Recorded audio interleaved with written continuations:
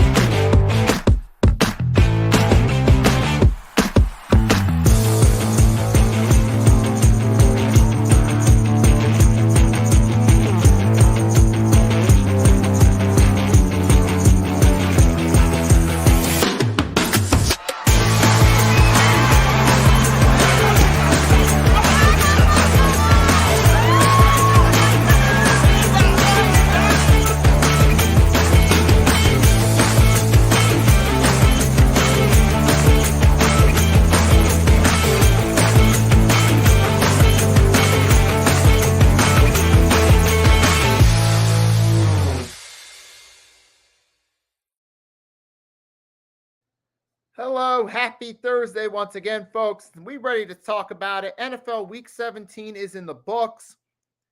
And now we going to get into it because we have a lot to talk about. We had started off, of course, with the two Christmas Day games last Wednesday to start the week. First, the Kansas City Chiefs and the Pittsburgh Steelers, and then the Baltimore Ravens and Houston Texans, both games airing exclusively on Netflix, which drew a lot of views and also drew a lot of talk about it because they drew big in terms of ratings. Apparently, with the NFL, and Nielsen said that there were 65 million viewers tuned in for at least 1 minute of the two games. When you combine all the people that at least tuned in just to see how it was, whether they watched the whole game, just watched a few minutes, it combined for a total of 65 million people clicked on the live stream on Netflix, and at least caught bits of the doubleheader. Now, which is crazy because you may all know that Christmas Day is known primarily for basketball. Basketball is usually the draw for sports on Christmas Day, with families sitting around watching NBA games. Usually that's the case, but in this case, for live streaming on Netflix, the NFL made a huge splash, combined 65 million. And apparently both games surpassed the 23 million mark for last season for that AFC wildcard game between Miami and Kansas City that was exclusively on Peacock, which I'll give you my thoughts on it. For those of you guys wondering where I'm getting my information from, here's the link to it, the information that if you guys want to check out the article for yourselves. Now, with that being said, my thoughts personally, I have to admit, as someone who's not a fan of all these streaming services, basically trying to force people to pay for these streaming services just to watch football games, which I'm not a fan of, and I do not do, by the way. Like, for when it comes to those Peacock games or those Amazon Prime, I'll just check out the highlights after it happens. We still have YouTube. We still have other NFL website, ESPN, where we can check out highlights and post-game interviews, which is what I do when it comes to these streaming services. As someone who's not a fan of that, part of me selfishly was hoping that it wouldn't pan out, just so that way I could say, yeah, now stop with the greed. Stop trying to force people to pay for Netflix and Prime and Peacock. You make enough money as it is. But unfortunately, considering they drew big and people will watch, they're going to keep doing it, man. Now, for the NFL, this is a big win for them because that gives them the incentive to continue doing games on the streaming platforms to say, hey, we did 2 games on Netflix Christmas Day. We got to combine 65 million people. This is working out. Let's keep doing it. And the NFL will keep doing this. They will schedule games on Netflix, Peacock, especially with Netflix drawing a combined 65 million. Considering that Netflix is such a large streaming service as it is, you bet believe the NFL is going to do more games on Netflix. Don't be surprised if they pull a swerve and make one or the wild card games a Netflix exclusive. Don't be surprised if that's what goes down because of it. Because this was a huge draw for them and great day for the NFL business-wise. Now, for us as fans who like the traditional watching on your TV or checking out the highlights, it wasn't such a big win. But for the league, from their perspective, oh, this is a huge win for them. You know, they were popping champagne bottles once they woke up the next day and saw how much money they drew off of it. So it's good from that perspective, but not so great from the fan perspective, because that just means they're going to continue to be greedy and continue to do this. But hey, obviously it worked out for them. Now, as far as the games itself goes, let's get into the games. First, we had Kansas City clinch home field advantage, which we kind of saw coming. I talked about it a little bit in the week 16 recap because I did it on Thursday after the 2 games. I'm just going to touch up on it one more time. Well, Kansas City, say what you want to say about them. Sometimes they play sloppy this season, but that's in part because now that they've won back-to-back Super Bowls, they're the team to look out for on everybody's schedule. Everybody plays up to their best when they go against Kansas City because they want to knock them off. That's one reason why a lot of their games are close and to the wire. But despite that, they find ways to win. And Vic says they need to stop putting these games on these streaming services. Vic, I would love nothing better for that to happen. I'm with you on that I wish they would stop doing it. However, sadly, I don't think that's going to happen because they keep drawing off of it. And if they keep drawing, it's not going to change. The only way that's going to change is if these streaming numbers bomb. Like if they get under like 20K or they get less than 1 million, that's the only way they go a step away from it. If they keep drawing millions off it, they're just going to keep doing it. And that's the sad part about it. So for Kansas City, though, they did clinch home field advantage. You've had Chris Jones has been a wrecker on defense for them. Hey, Patrick Mahomes, he hasn't had the greatest season in the world, but at the end of the day, they keep finding ways to win. But that's what happens when you have a well-rounded team. You have one of the best tight ends in football. You have a quarterback who's been there, done that, winning Super Bowls. You have Kareem Hunt, who's returning home, he's not the same back he was early on, but he can still switch up good numbers. He can still have some good games here and there. You still got players like Chris Jones. You have a well-disciplined defense. That's what happens when you have a team that's well-structured. Whether people love it or not, you find ways to win. You build a dynasty, and that's what they've done. And Kansas City could very well be the second team in NFL history to three-peat behind the 70s steel curtain. And for the other game, the Baltimore Ravens, they're getting hot at the right time. They beat the Pittsburgh Steelers week 15. Week 16, they destroyed the Houston Texans. And even I hate to put an asterisk on it, but it's part because the Texans are imploding. But the Ravens are finding ways to win games. All they got to do is win out against the Cleveland Browns. They got the division locked. They're building momentum at the right time to get that number 3 seed, possibly a home playoff game either against their division rival, the Steelers, or the Chargers. I mean, personally, I would like to see the Chargers get the 5 seed and the Steelers get the 6, just to see the Steelers and Ravens. And then have the Texans play the Chargers just for that. But we'll have to see what happens. But congrats to the Ravens. They did what they had to. Lamar put up Tecmo Bowl numbers, but the Ravens got the win. That's what matters. So congrats to the Kansas City Chiefs and the Baltimore Ravens, the 2 teams in the AFC Conference Championship last year, for their wins on Christmas Day. And now we're going to move on to another winner. We're going to talk about the Minnesota Vikings doing what they did defeating the Green Bay Packers, getting the sweep for the season.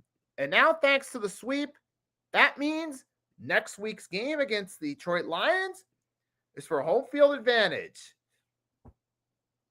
But hey, it's crazy, man. The Minnesota Vikings, if you want to talk about a team that greatly exceeded expectations this season, it's the Minnesota Vikings, hands down. Once we heard that J.J. McCarthy was out for the year, you remember, I dropped the YouTube short, and I've got a couple comments on it. Comments such as, man, the Vikings can never catch a break. That's 2 free wins for the Lions. We thought the Vikings were doomed, and they'd be getting another early draft pick in the 2025 draft in the first round. But they're 14-2 and have a shot at home field advantage with Sam Darnold as their starter. Hey, sometimes the truth is stranger than fiction, folks, but I got to give credit to that team. You get Brian Flores has done an excellent job as defensive coordinator. Kevin O'Connell as head coach, easily light years ahead of Mike Zimmer. Remember that first year he took that Vikings team with mediocre expectations, led them to a home playoff game and a division win. Last year was kind of shaky, but they had a bunch of factors out of their control. They tried with, Cousins was injured, the backup quarterbacks that just didn't fit the system. And now this year they found Sam Darnold, who just found the right fit, and it's working. They have a good all-around team. You still have Justin Jefferson, one of the best receivers in the NFL. You still have a great defense led by Brian Flores. It's the Minnesota Vikings found their groove. They beat the Green Bay Packers twice, both in close games. Ironically, both times the Packers tried to come back and make it a game, but couldn't close. But the Minnesota Vikings did what they had to. Now, Week 18, Lions-Vikings, home field advantage. That's going to be the big game. And as a result, it was moved to Sunday night. Originally, it was scheduled, was it an afternoon or an evening game? But it was scheduled sooner with the expectation that, it's probably not going to be anything on the line, especially when J.J. McCarthy got hurt and you knew the Vikings weren't going to be playing their quarterback. You thought, okay, yeah, this is going to be a throwaway game with nothing on the line.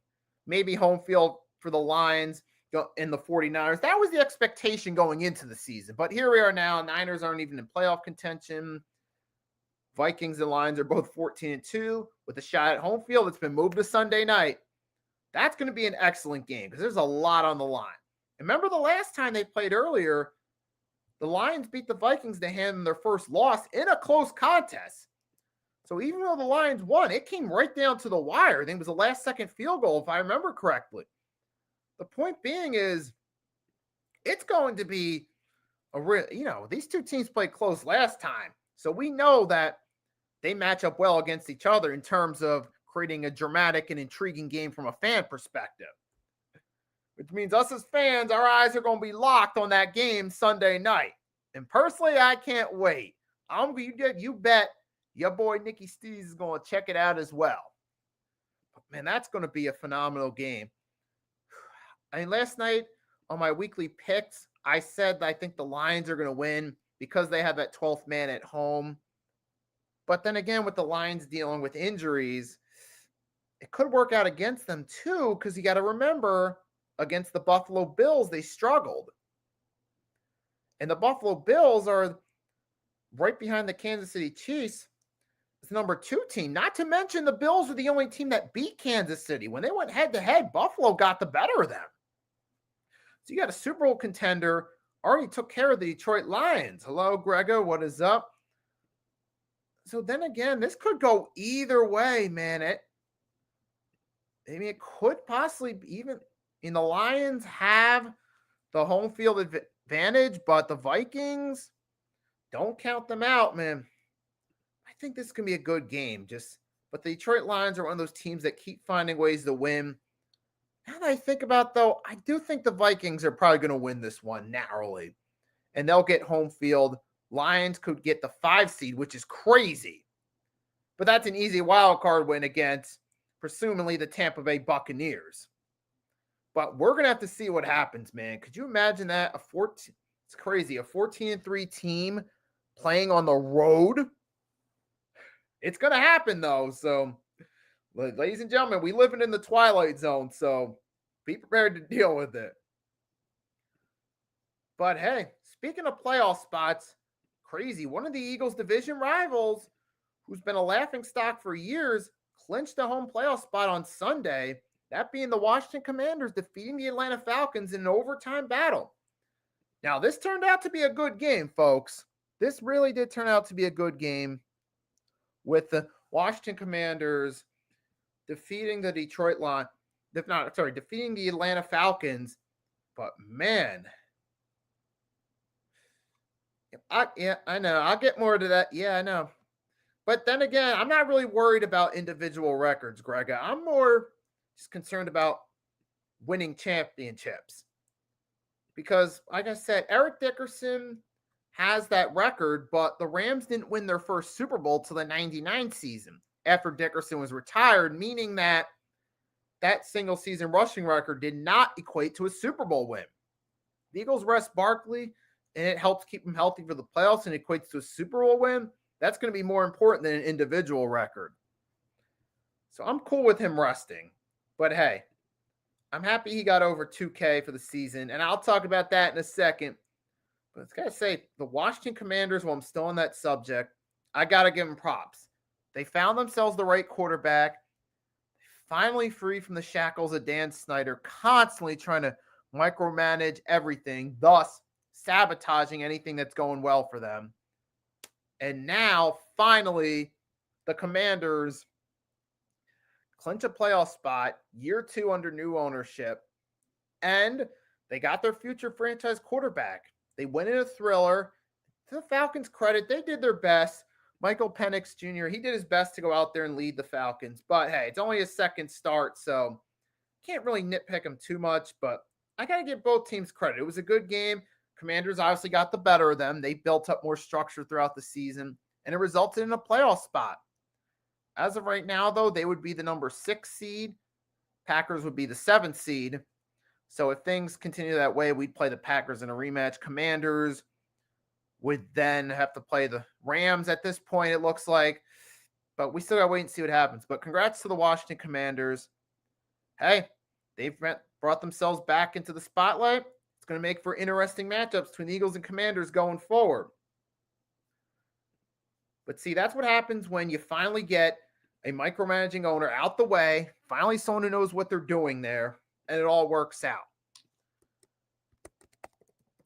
So congrats to them, because going into the season, I thought maybe they would, after week 1, when we saw them struggle against the Bucs, I'm like, okay, this is going to be a project. It's going to take time throughout the season. And it did take time, but it all worked out. So, hey, Eagles fans, we got ourselves a nice little rivalry going forward. And speaking of the Eagles, Saquon Barkley went over 2K yards on the season against the Dallas Cowboys. I talked about this in my Eagles recap. I'm going to be brief on it this one. Hey, that New York Giants, thanks for Saquon Barkley. And that's what happens when you take a talented player who's had some struggles in a bad system. You put them in a good system with the right team around them, the right structure, and they can fully maximize their potential. I mean, Saquon was already a good player, a Pro Bowler, but now you put him with the right team. You see what Saquon Barkley can do.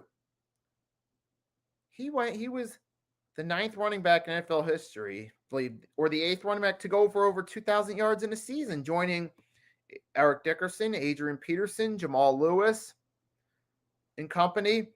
Derrick Henry, Chris Johnson, to name a few. So congrats to Saquon for going over 2K. Happy he did it as an Eagle. And just remember, folks, sometimes all it takes is a change in scenery. Player finds the right fit. They can maximize their potential.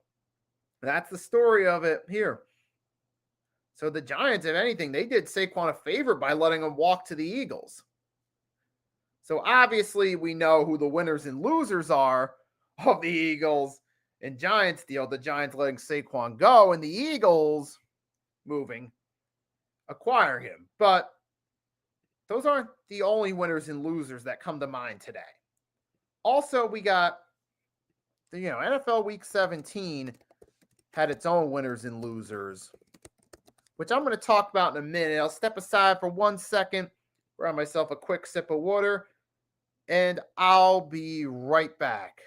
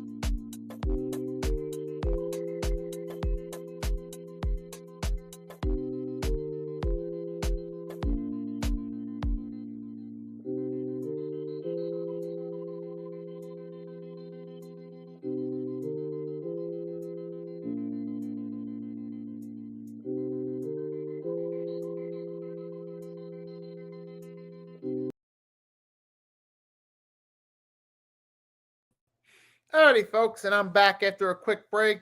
So thanks for being patient with me. Now it's time to get into the nitty gritty and talk about the winners and losers from week 17 of the 2024 NFL season. I'm going to start off in this one. Going to start off with the winners. The biggest winners for me this week were, even though I personally don't like it, the NFL on Netflix airing on Christmas Day. I'm not a fan of it, but they drew big business, and this is great for the league's desire to go to streaming services. They're going to look at the numbers and say, oh my gosh, we hit over 65 million on 2 games. Like I said, they're popping their champagne bottles. So that's a win for that right there. Obviously, the Washington Commanders got a big win, winning week 17. Get officially clinching a playoff spot, having an 11-win season. They're finally moving forward in the right direction after years of struggling, being handicapped by a micromanaging owner, poor drafting. Finally, they got Jayden Daniels, the right quarterback. It looks like they're managing him properly, unlike what they did with RG3 back in 2012. And it looks like they got a bright future ahead of them. And they got a playoff spot to show for it. So big win by the Washington Commanders. Even as an Eagles fan, a fan of a division rival, look, I got to be honest. I am happy for Commanders fans, honestly. You guys sat through years of your team being a dumpster fire. You guys could not wait for that owner to be gone. He finally was gone. You guys started showing up to your home team's games again. So congratulations for you guys after all those years of being a dumpster fire. You finally got it. The other biggest winner for me, I'm going to have to go with, I was going to go with the Cincinnati Bengals. I'll say the other big winner, the Los Angeles Rams. they clinch a division. You know, they once again overcome adversity. Coach McVay found a way to get that team the win in a sloppy game, but still, they won a game. And that's the thing good teams do. They always find ways to win. There's always those teams you can never count out, even with adversity, even with a slow start to the season. They turned things around and they ended up winning. And they ended up winning big. They win that division. They bounce back. So congratulations to the Rams. Now, the biggest losers of week 17, this is going to be crazy, but actually the New York Giants.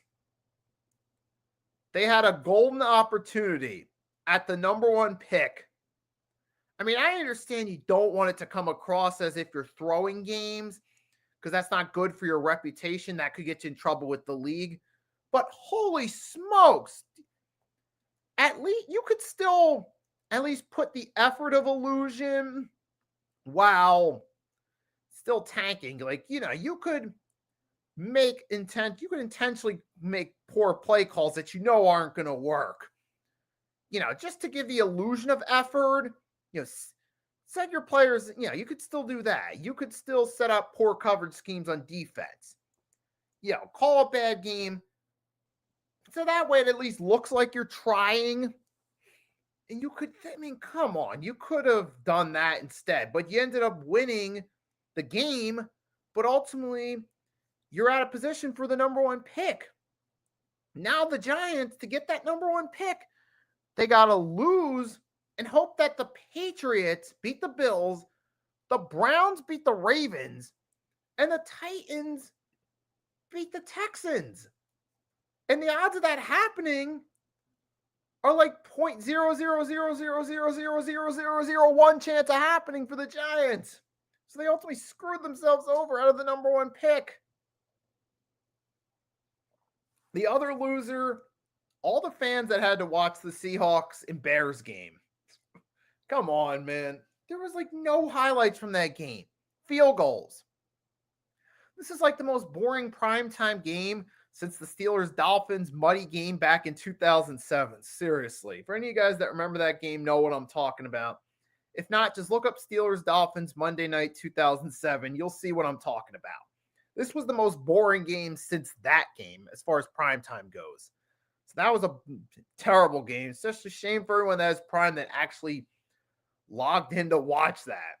Fortunately, I didn't, so I missed out on that. But for those that did, that was a big L right there. The other big loser of this was the Houston Texans, a team that won their division by default because they're, again, in a dumpster fire of a division. Already the division clinched, but go out against the playoff team and lay a massive egg at home on Christmas Day. And the team as a whole just was out of sync. Only 2 points against the Baltimore Ravens, who are a dark horse contender. That's a huge L for them right there. Huge L. There's my winners and big winners and losers for week 18 or week 17. Before I go, we are going to take a look ahead at week 18. Take a look at the schedule real quickly. So here it is, folks. I'm going to zoom in for you real quickly so you guys can check it out. You got Saturday, Ravens and Browns. Then you got the Steelers, Bengals. Then we get to Sunday, Patriots hosting the Bills, the Bucks hosting the Saints, Cowboys hosting the Commanders, Falcons hosting the Panthers, Eagles hosting the Giants, Colts hosting the Jaguars, Packers hosting the Bears, Titans hosting the Texans, Rams, Seahawks. It's not going to be for the division because it's already locked. Raiders hosting the Chargers, Jets hosting the Dolphins, Cardinals hosting the 49ers, Broncos hosting the Chiefs, who will likely rest their starters, and the Lions hosting the Vikings for home field in the NFC.